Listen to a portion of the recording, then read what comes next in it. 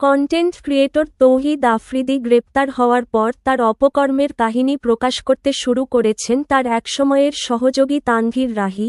একটি বিশেষ সাক্ষাৎকারে তিনি আফ্রিদিকে ভয়ঙ্কর চরিত্র হিসেবে বর্ণনা করেন। রাহি দাবি করেন আফ্রিদিকে তিনি বাঘের মতো ভয় পান।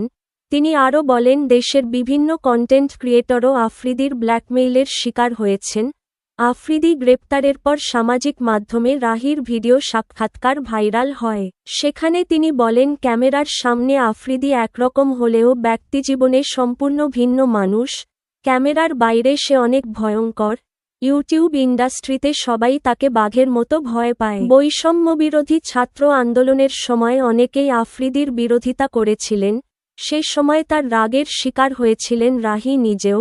রাগ উঠলে সে বেল্ট খুলে আমাদের কুত্তার মতো পেটাত, যেন আমরা মানুষ না বরং পোষা জন্তু। বিভিন্ন সময় তৌহিদ আফ্রিদি কন্টেন্ট ক্রিয়েটরদের আইন শৃঙ্খলা রক্ষা বাহিনীর সদস্য বা রাজনৈতিক ব্যক্তিদের দিয়ে ফোন করাতেন। রাহি বলেন যখন ওর মনে হতো কেউ তার বিরুদ্ধে কাজ করছে তখন ফোন করত এবং ক্ষমতা দেখাত। আন্দোলনের 2-3 মাস পর এক রাতে আমাকে ভিডিও কল দেয়। আমি তো ভয় পেয়ে যাই। ফোন ধরার পর বলে তোর সঙ্গে একজনের কথা বলবে, সে শিগগিরই দেশের বড় মাপের কেউ হব। এরপর ভিপি নূরের সঙ্গে কথা বলিয়ে দেয়। পরে বলে, বুঝেছিস আমার অবস্থানটা, সাবধানে থাকিস।